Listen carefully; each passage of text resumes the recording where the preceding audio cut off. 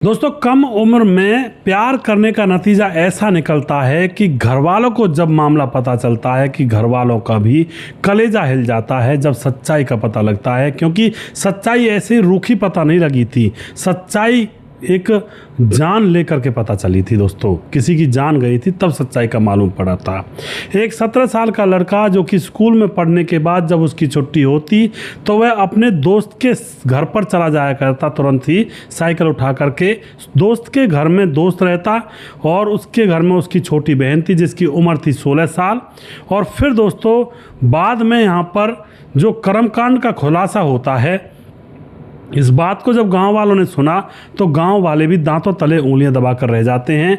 एक इंसान की जान चली जाती है इस कहानी के अंदर, और इस कहानी को ज़रूर वो बच्चे ज़रूर सुनिएगा जो आजकल स्कूल और कॉलेज में पढ़ते हैं और किसी न किसी के साथ उनके अफेयर चला करते हैं, और फिर उनके साथ जो घटनाएं हो सकती हैं, इस कहानी से बहुत कुछ आप लोगों को समझ में आने वाला है। वीडियो को लास्ट तक ज़रूर देखा करें। नमस्कार, मैं हूं सुदेश कुमार और तिरछीवा चैनल में आपका स्वागत है। यह घटना घटित होती है सहारनपुर जिले के अंदर नकुर थाने का इलाका पड़ता है। उस इलाके में डल्लेवाल नाम का एक गांव पड़ता है। डल्लेवाल गांव के अंदर प्रिंस नाम का एक लड़का जिसकी उम्र होती है 17 साल, वह अपने माँ बाप का इकलौता बेटा था। ना उसकी कोई बहन, ना उसका कोई छोटा या बड़ा भाई था।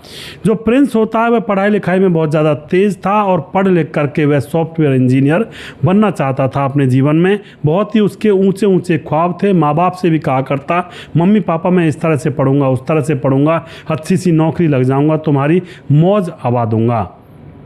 मगर दोस्तों, मौज आवाने से पहले ही यहाँ पर एक घटना घट जाती है। घटना क्या थी? 7 जुलाई 2025 को शाम को जब यह प्रिंस स्कूल से घर आ जाता है, आने के बाद घर का थोड़ा बहुत काम करके और फिर यह अपने मम्मी पापा से कहता है कि मैं घूमने के लिए जा रहा हूँ और अभी आ जाऊँगा थोड़ी देर में। तो यह 7 जुलाई शाम को साइकिल लेकर के शाम को 6 बजे अपने घर से घूमने के लिए निकल जाता है। अब उसके बाद 7 बज जाते हैं, 8 बज जाते हैं। घर वालों ने खाना भी बना लिया था। अब इसके पास फ़ोन करते हैं कि तू कहाँ है, अब तक भी नहीं आया। इसका फ़ोन जब किया जाता है घर वालों के द्वारा तो इसका फ़ोन स्विच ऑफ बोलता है। उसके बाद घर वाले सोचते हैं शायद वैसे बंद हो गया होगा, थोड़ी बहुत देर में आ जाएगा। मगर 1 घंटा गुजरता है, फिर 2 घंटे गुजर जाते हैं, अभी तक भी वह लड़का घर पर नहीं आता है। तो अब घर वालों को दिक्कत होने लगती है। घर वाले उसको ढूंढने लगते हैं गाँव में, इधर उधर चौपाल पर कहीं बात कर रहा हो, किसी बैठक में हो, लेकिन कहीं भी ना किसी दोस्त के पास कहीं भी यह लड़का मिलता ही नहीं है उसके माँ बाप को। दोस्तों से भी पूछा जाता है लेकिन किसी ने भी उसको देखा ही नहीं था। अब क्या होता है, ढूंढते ढूंढते आधी रात गुजर जाती है। आधी रात गुजरने के बाद घर वाले बहुत ज़्यादा घबरा जाते हैं और फिर अब घर वाले पुलिस थाने पहुँचते हैं और वहाँ जा कर के FIR दर्ज करवाते हैं। जी, हमारा लड़का कभी ऐसे जाया नहीं करता था, बच्चा ही है, 17 साल का है और आप FIR दर्ज कर लीजिए। तो दोस्तों, पुलिस के कुछ कायदे कानून हैं, जैसे कि अगर कोई नॉर्मल मामला होगा तो उसमें 24 से 48 घंटे जब तक ना गुजर जाएं तब तक FIR दर्ज नहीं करती है। मगर कोई लड़की का मामला हो, कोई लड़की हो जो मतलब कुंवारी हो, नाबालिग हो, या फिर लड़का नाबालिग हो, वो अगर खो जाता है तो उस मामले में पुलिस तुरंत ही कार्रवाई करती है, क्योंकि वो बच्चे की कैटेगरी में आते हैं। अगर ये लड़का 20 साल का होता तो पुलिस वाले कहते हैं कि भाई सुबह आना कल आना, और फिर लड़का है कहीं भाग गया होगा किसी के साथ। लेकिन जब नाबालिग था तो यहाँ पर घर वाले मतलब पुलिस वाले ऐसा नहीं कह सकते हैं, कानून के अपने अपने दायरे होते हैं। तो पुलिस वाले तुरंत FIR दर्ज करते हैं और फिर पुलिस ने भी तमाम कोशिशें की उसको ढूंढने की। इधर उधर पुलिस ने भी अपनी जिप्सी को दौड़ाया, लेकिन वह कहीं भी पुलिस को नहीं मिलता है। उसके बाद अब सीधा सुबह होती है। सुबह गांव के अंदर आपको पता होगा बहुत सारे किसान खेतों की तरफ अपने काम धंधे को करने के लिए निकलते हैं। तो एक आदमी अपने खेतों की तरफ जा रहा था, तभी पगडंडियों से होता हुआ सड़क से जब वह थोड़ा नीचे उतरता है तो वहाँ पर एक साइकिल पड़ी हुई थी। वह साइकिल को देखता है कि सुबह सुबह ये साइकिल यहाँ पर कौन डाल कर चला गया। तो वह थोड़ा और आगे बढ़ता है, थोड़ा और आगे बढ़ता है तो चप्पलें पड़ी हुई थी। फिर थोड़ा और आगे बढ़ता है तो आगे गाँव का वही लड़का प्रिंस, जिसकी मौत हो चुकी थी, उसकी लाश पड़ी हुई थी। उसको देख करके तुरंत पहचान लेता है गांव का वह आदमी, क्योंकि गांव के अंदर सभी लोगों को पहचान लिया करते हैं। दोस्तों, एकदम से गांव में भाग कर आता है, पूरे गांव में शोर मच जाता है। सबसे पहले प्रिंस के माँ बाप को वह आदमी बताता है, तो प्रिंस के माँ बाप सीधा खेतों पर पहुंचते हैं वहाँ पर बेटे को देख करके ज़ोर ज़ोर से रोना धोना प्रारंभ कर देते हैं और पूरे गांव में जब हल्ला मच जाता है, कोई पुलिस को भी फ़ोन कर देता है, तो पुलिस भी वहाँ पर एन मौके पर फ़िलहाल पहुँच जाती है। वहाँ जाकर के पुलिस पहली ही नज़र में देखती है कि भाई किसी ने बड़ी ही निर्दयता से इनकी जान ली है, क्योंकि गले पर किसी खंजर के निशान थे। अब उसके बाद पुलिस लाश को अपने काबू में लेकर पोस्टमार्टम के लिए भेजती है और अब अपना अगला कदम पुलिस उठाती है। अगला कदम यही था कि घर वालों से पूछती है कि भाई तुम्हारा कोई दुश्मन हो या फिर किसी से तुम्हारे बेटे की दुश्मनी हो, लेकिन घर वाले कहते हैं जी नहीं, हमारे बेटे की किसी से कोई दुश्मनी नहीं थी, हमारा बेटा तो सीधा साधा था, अपने काम से काम रखा करता था। अब जब पोस्टमार्टम रिपोर्ट आती है तो पता चलता है कि इसकी तो मृत्यु जब इसकी डेड बॉडी मिली थी उससे 10-12 घंटे पहले ही हो चुकी थी। अब यहाँ पर किसका खोट है, कौन हत्यारा है, ये बहुत बड़ी परेशानी पुलिस के सामने आ जाती है कि भाई आखिर किस तरह से पता लगाया जाए कि कौन इतने निर्दयता से किसी इंसान की जान ले सकता है। अब उसके बाद एक ही ऑप्शन था पुलिस के पास, कॉल डिटेल्स का, क्योंकि सीसीटीवी कैमरे तो गांव में होते नहीं हैं। तो कॉल डिटेल्स जब निकाली जाती है तो पुलिस को पता चलता है कि यह लड़का जो 17 साल का था प्रिंस, यह किसी गुड़िया कुमारी नाम की लड़की से प्यार करता था जिसकी उम्र 16 साल की थी और वह पड़ोसन थी। अब यह भी जानकारी पुलिस को मिलती है कि वह लड़की इसके साथ पढ़ा करती थी। अब गुड़िया से जब पूछताछ की जाती है तो वह कहती है हम प्यार तो ज़रूर करते हैं जी, लेकिन उनकी मृत्यु कैसे हुई उसके बारे में मुझे पता नहीं है। अब पुलिस ज़्यादा भी पूछताछ नहीं कर सकती है। मैंने यहाँ पर गुड़िया नाम बदल कर लिया है दोस्तों, क्योंकि नाबालिग का नाम इस मामले में ऐसे नहीं ले सकते। अब उसके बाद क्या होता है, अब लास्ट कॉल की चेक करती है पुलिस की आखिरी बार इसके पास किसका फ़ोन आया था। तो आखिरी बार गुड़िया के बड़े भाई अक्षय का फ़ोन आया था प्रिंस के फ़ोन पर। अब तो प्रिंस जो था वह अक्षय का दोस्त भी था, बचपन में मतलब साथ पढ़े थे 10वीं क्लास तक। और अब अक्षय से पूछताछ की जाती है पुलिस के द्वारा, तो अक्षय भी कहता है साहब मैं फ़ोन कर लिया करता हूं अपने दोस्त पर, क्योंकि हम दोनों 10वीं क्लास तक साथ पढ़े हैं, उसके बाद मैंने पढ़ाई छोड़ दी है, वो अभी भी 11वीं 12वीं क्लास में पढ़ा करता है। तो पुलिस अब यहाँ पर भी ज़्यादा कोई एक्शन नहीं ले पाती, क्योंकि ऐसे फ़ोन हर कोई कर लेता है किसी पर भी। अब क्या होता दोस्तों, अब धीरे धीरे पुलिस अपने नतीजे पर पहुंचने वाली थी। जो अक्षय होता है, अब यह देख करके कि भाई पुलिस पूछताछ कर रही है, अक्षय अपना घर छोड़ करके फरार हो जाता है और बस यहीं पर पुलिस का काम बहुत आसान भी हो जाता है।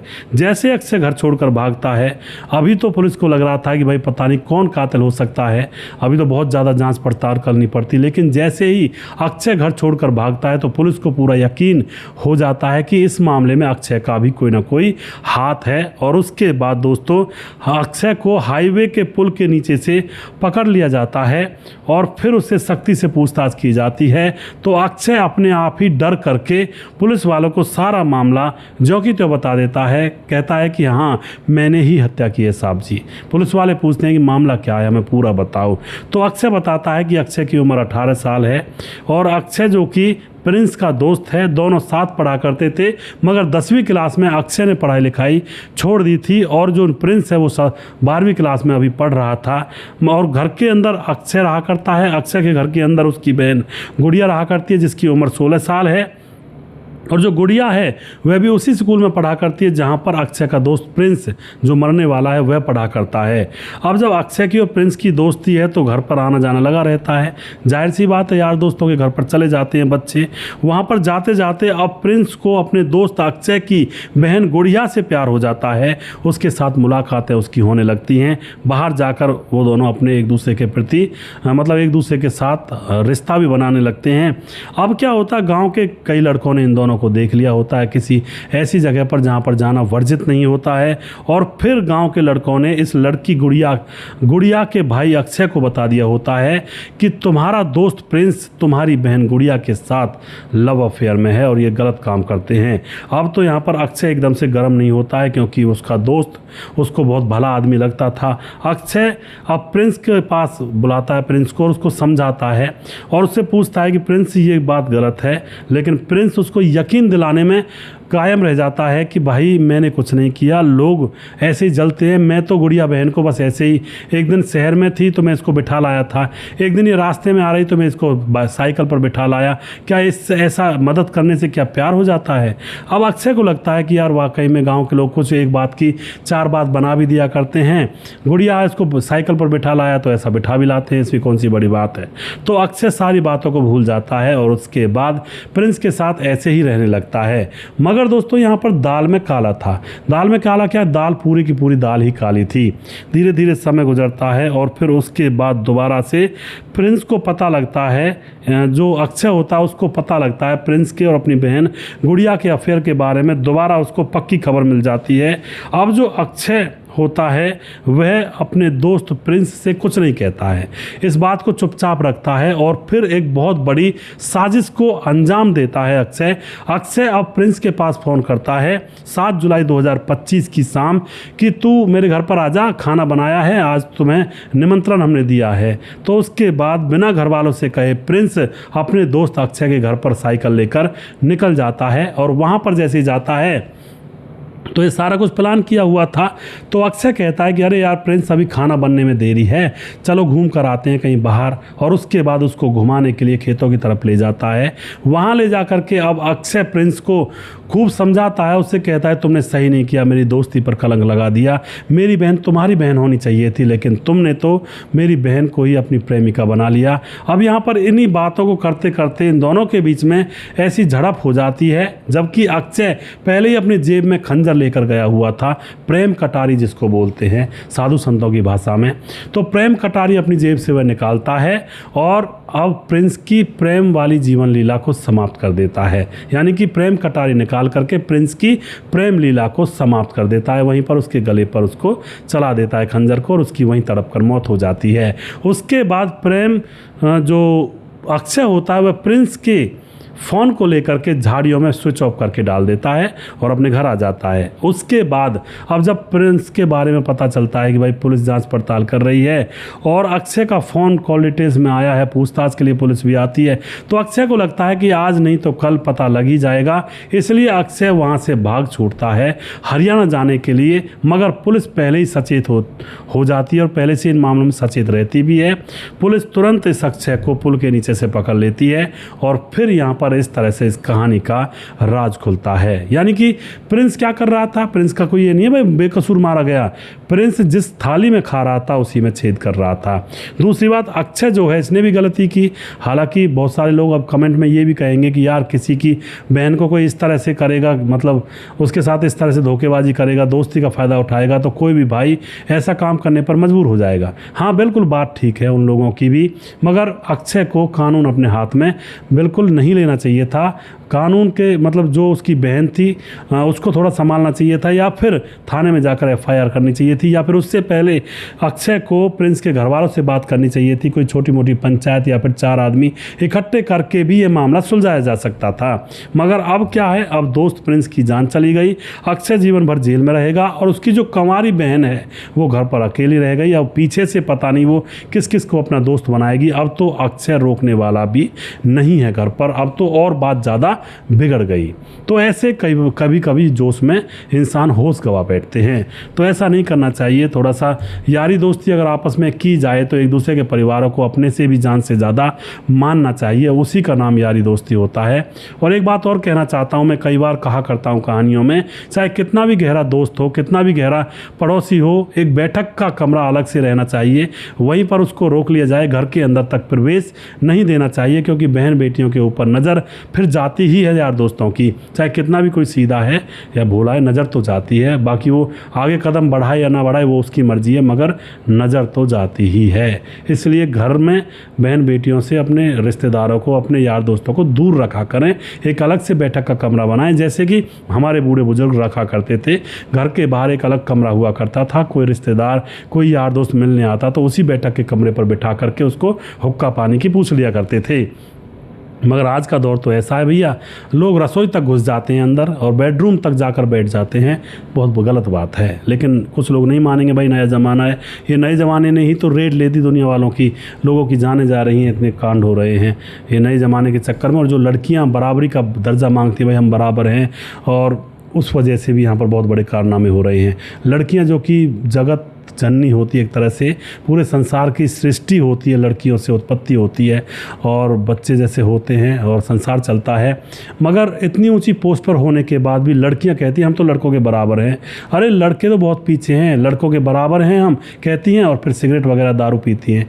ये बराबरी नहीं हुई, ये ऊपर वाले लेवल को नीचे लाना हो गया। तो लड़कियां अपने ऊपर वाले लेवल को नीचे लाती हैं और उसको बराबरी कहती हैं, जबकि वो बराबरी नहीं होती, वो तो गिरना होता है। दोस्तों वीडियो के लास्ट में कुछ भाइयों के नाम जरूर लेना चाहूँगा जो हमारे वीडियोस को देखते हैं और हमें सपोर्ट करते हैं। हमारे साथ है समाधान पाटिल जलगांव महाराज से, सद्दाम अंसारी कमेंट करते हैं भिवांडी से, महेंद्र कुमार कुशवाहा कमेंट करते हैं, बहुत अच्छी लगती है जी आपकी वीडियो, बहुत बहुत धन्यवाद जी। उमेश सिन्हा कमेंट करते हैं, राम गोसाई अमर लगातार कमेंट करते हैं और उसके बाद हमारे साथ कमेंट करते हैं धीरज बरनवाल लगातार हमारे साथ बने रहते हैं। सूरज डीओ फिजी से लगातार हमारे वीडियोस पर कमेंट करते हैं। मनोज श्रीवास्तव जी लगातार बिहार गोपालगंज बिहार 28 वार्ड नंबर 23 से कमेंट करते हैं और उसके बाद हमारे साथ कमेंट करते हैं, हमारे साथ लगे रहते हैं लगातार। मोनू जैन कमेंट करते हैं, मुकेश कुमार यूपी 83 से कमेंट करते हैं, खेमराज भाटी गुज्जर चिट्टी जीबी नगर यूपी 16 से कमेंट करते हैं, वनराज नामदेव कोहली लगातार कमेंट करते हैं, राम मोहम्मद यासीन लाहौर पाकिस्तान से लगातार कमेंट करते हैं, राजकिशोर चौरसिया महाबलेश्वर महाराज से कमेंट करते हैं, राधेश्याम शर्मा सिरसी जयपुर राजस्थान से कमेंट करते हैं, छगनदास खारडाबांध राजस्थान से कमेंट करते हैं, दुर्योधन भाई लगातार कमेंट करते हैं और उसके बाद सुशील चौधरी हमारे भाई लगातार कमेंट करते हैं और ताजी लोमान हमारे भाई लगातार ऑस्ट्रेलिया से कमेंट करती हैं और उसके बाद हमारे साथ कमेंट करते हैं राजेश श्रीवास्तव जी लगातार कमेंट करते हैं और परममान जो कि इटली से हमारे भाई लगातार कमेंट करते हैं। और अभी भी किसी भाई का नाम रह गया हो तो उस भाई का नाम अगले वीडियो में ज़रूर लूँगा। अगला वीडियो बहुत जल्दी फिर से लेकर आऊँगा, तब तक आप खुश रहें, सावधान रहें। जय हिंद, जय भारत।